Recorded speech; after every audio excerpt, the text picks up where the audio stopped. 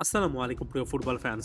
নেইমারকে ঘিরে কয়েকটা কথা না বললেই নয়। আপনারা নিশ্চয়ই নেইমারের দুর্দান্ত পারফরমেন্সটা দেখেছেন। সাও পাওলো প্রদেশের স্টেট চ্যাম্পিয়নশিপের মতো একটা টুর্নামেন্ট ছিল।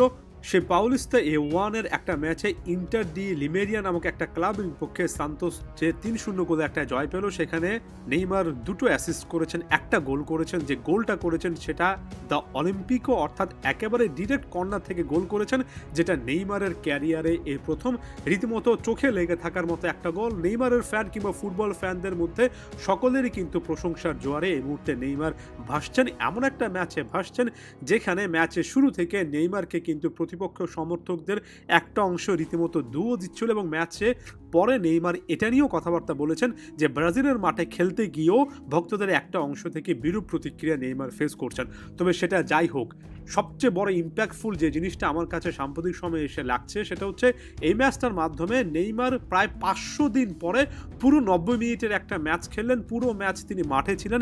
এই মুহূর্তে এটার চেয়ে ভালো কোনো কিছু হতে পারে না। অবশ্যই অলিম্পিকও সেই গোলটার কথা অনেক বেশি করে অনেকে বলবেন, অবশ্যই অ্যাসিস্টের কথাগুলো অনেকে বলবেন, তবে অ্যাসিস্ট বা এমন টাইপের ম্যাজিক্যাল পারফরমেন্স নেইমার প্রায় সময় দিয়ে থাকেন। এই মুহূর্তে সবচেয়ে ইম্পর্টেন্ট যে ফ্যাক্টরটা সেটা হচ্ছে এভাবে লাগাতার পারফর্ম করে যাওয়া। তার চেয়ে ইম্পর্টেন্ট যে ফ্যাক্টর আমার কাছে এই মুহূর্তে লেগেছে সেটা হচ্ছে পুরো 90 মিনিট মাঠে থাকা। ক্লিয়ারলি বলতে চাই, নেইমারের জন্য এমন 90 মিনিটের অনেকগুলো ম্যাচ দরকার যেখানে একটার পর একটা ম্যাচে মাঠে থেকে নেইমার এভাবেই দলে গুরুত্বপূর্ণ ভূমিকা পালন করবেন। এখানে গোল অ্যাসিস্টকে ছাপিয়ে নেইমারের ইনজুরি মুক্ত থাকা আর এমনভাবে পারফর্ম করার চেয়ে 90 মিনিট লাগাতার খেলে যাওয়াটা আমার কাছে সবচেয়ে বড় ফ্যাক্টর বলে মনে হচ্ছে। কারণ নেইমার যদি ম্যাচের মধ্যে গেম টাইম নিজেকে নিজে দিতে পারেন, যেভাবে হোক না কেন রেজাল্টটা অধিকাংশ ক্ষেত্রে তার পক্ষে আসবে। ব্রাজিলিয়ান ফুটবলের নানা কম্পিটিশনে তো অবশ্যই আরও বেশি করে পক্ষে আসবে, কারণ এখনও অবিসংবাদিতভাবে ব্রাজিল ফুটবলের অন্যতম সেরা ট্যালেন্টফুল একজন ফুটবলারের নাম এই নেইমারই। অনেক অনেক জোর গুঞ্জন আছে, যেমন সান্তোসের সভাপতি নিজেও কিন্তু এই জিনিসটা নিয়ে বলেছেন। ব্রাজিলের ফুটবলের একাধিক কর্তা ব্যক্তিকে এ নিয়ে কথা বলতে দেখেছি যে মার্কেটে একটা রিউমার আছে যে নেইমার এবারে সামার ট্রান্সফার উইন্ডোতে, অর্থাৎ ইউরোপিয়ান যে নেক্সট ট্রান্সফার উইন্ডো আসছে সেখানেই ইউরোপে ব্যাক করবেন। বার্সাতে ফিরে আসার ব্যাপারে একটা আগ্রহের কথা প্রকাশ করেছেন, এবং সেটার প্রেক্ষিতে বার্সা বোর্ডের একটা অংশ বিশেষ করে লাপোর্তা নাকি শর্ত দিয়েছেন, এমন টাইপের গুঞ্জন আমরা শুনেছি। তবে এই মুহূর্তে সেটাকে একটু পেছনে ফেলা উচিত, যেটা সান্তোসের সভাপতি বলেছেন, যেটা ব্রাজিল ফুটবলে অনেক বিশ্লেষক বলেছেন। আমি সম্পূর্ণভাবে একমত। নেইমার আসলে ইউরোপে ফিরবেন কিনা, 4 মাস 6 মাস পরে কি হবে সেগুলো ভুলে যান। এই মুহূর্তে ম্যাচ বাই ম্যাচ অ্যাপ্রোচে ধরুন সান্তোসের জার্সিতে নেইমার আর 15-20টা ম্যাচ খেলবেন। এই 10-15-20টা ম্যাচই সবচেয়ে বেশি করে ক্রুশাল, কারণ ছন্দে ফিরতে নেইমারের জন্য এই সময়টাই সবচেয়ে বেশি দরকার। ফিটনেসে ফিরতেও কিন্তু এই সময়টাই কাজে লাগানো দরকার।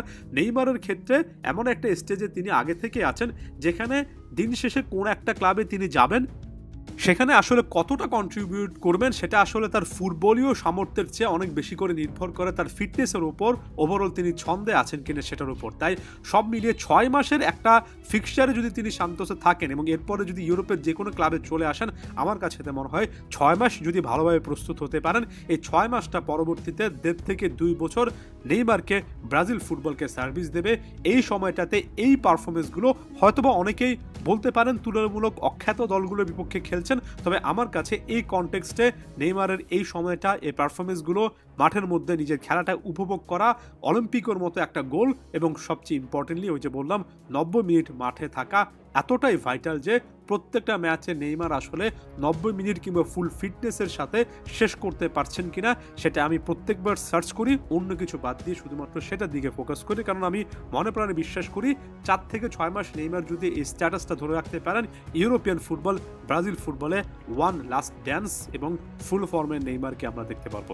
ধন্যবাদ সবাইকে।